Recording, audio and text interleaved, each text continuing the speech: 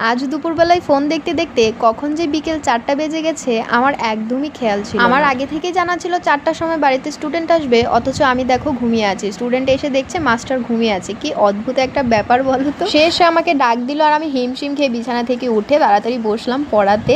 আর তখনই আমার মনে পড়েছিল আমি যে অ্যাসাইনমেন্টগুলো করছিলাম সেগুলো এখনও জানো তো কমপ্লিট করে উঠতে পারিনি, তাই অ্যাসাইনমেন্টও নিয়ে বসলাম। দুটো কাজ একসাথেই এখন সারবো। তো যাই হোক, সবাইকে অনেক স্বাগত আমার নতুন একটা ভিডিওতে। আশা করি সবাই ভালো আছো, আমিও কিন্তু ভালোই আছি। যাওয়ার সময় একটা ছোট্ট কমেন্ট করে যেও যে তোমরা কোন জায়গা থেকে আমার ভিডিওটা দেখছো। আগে থেকে ভেবে রেখেছিলাম স্টুডেন্ট আসার আগেই আমি খাওয়া দাওয়া সেরে নেব, কিন্তু কখন যে চোখ লেগে গেছে বুঝতেই পারিনি, তাই পেটে খিদে নিয়েই আমি স্টুডেন্টকে পড়ালাম, সাথে অ্যাসাইনমেন্টগুলো একটু কমপ্লিট করলাম।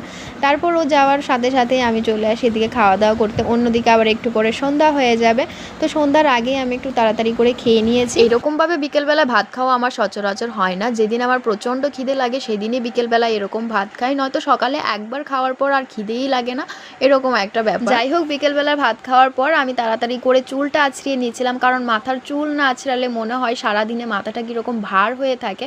তো ভালো করে চুলটা আঁচড়িয়ে আমি, যেহেতু আজকে দুপুরবেলায় কয়েকটা কাপড় ধুয়ে দিয়েছিলাম, সেগুলো শুকোনোর পর আমি ঘরে এনে রেখে দিয়েছি। এখন সেগুলোকে ভাঁজ করে ভালো করে আমি আনলায় তুলে রাখছি। আর অন্যদিকে যেহেতু সন্ধ্যা হয়ে যাচ্ছে, মা কিন্তু ঘর ঝাড় দিয়ে দিচ্ছিল, আর সেরকমভাবে এখন আর কোনো কাজ নেই। তো যাই হোক, যদি আমার ভিডিওগুলো ভালো লাগে সেটা কিন্তু নিশ্চয়ই কমেন্ট বক্সে জানিয়ে যেও, আর ফলো করে কিন্তু পাশে থাকতে পারো যদি ভিডিও ভালো লাগে। আজকে আমাকে একটু তাড়াতাড়ি বেরোতে হবে, কারণ বান্ধবী ফোন করে বলেছে রাস্তায় একটু তার কাজ আছে, সেই জন্য টাইমের আগেই বেরোতে হবে। আমি এদিকে একবার ঘড়ির কাঁটা দেখছি আর পেজগুলো গুনে সব কিছু লেখা দেখছিলাম ঠিকঠাক আছে কি না। আরও জানো তো অনেক লেখা বাকি ছিল, কিন্তু আমি পারিনি লিখতে। কিছু করার নেই, যেহেতু সময় হয়ে গেছে, এগুলোকে আমাকে আজকেই ফেরত দিতে হবে। আর বাকি লেখাগুলো লিখতে পারলাম না, সব কিছু ঠিকঠাক আছে কি না সেই সব দেখে আমি ব্যাগের মধ্যে ভরে নিয়েছি। কম্পিউটার ক্লাসে যাওয়ার পথে এগুলোকে আমি আমার ফ্রেন্ডের কাছে ফেরত দিয়ে দেবো। আর তোমাদের তো জানিয়েছিলাম এগুলো আমার অ্যাসাইনমেন্ট না, আমার এক বন্ধুর অ্যাসাইনমেন্ট। কথা বলতে বলতে এদিকে রেডি হয়ে যাচ্ছিলাম, আর মায়ের সাথে জানি না কি কথা বলছিলাম। ভাইও ওইদিকে কি হয়েছে, কাজ থেকে ফেরার পর সে রেডি হয়ে কোথাও একটা যাচ্ছিল। তো আমি মাকে জিজ্ঞেস করছিলাম, মা ভাই কোথায় যাচ্ছে? তো মা সেটা নিয়েই আমাকে বলছিল, মাও নিজেও জানে না কোথায় যাচ্ছে।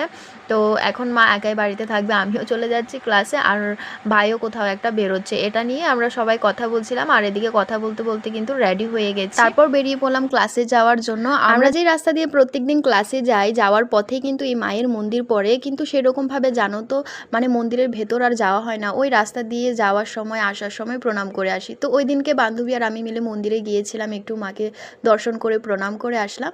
তারপর ক্লাস সেরে বাড়ি ফেরার পথে আমি নিয়ে এসেছিলাম টিফিনটা ঘরে রেখে আমি গেছিলাম ফ্রেশ হতে। জানো তো, ড্রেস চেঞ্জ করে এসেই দেখি ভাইয়ের ঠিক এরকম একটা অবস্থা।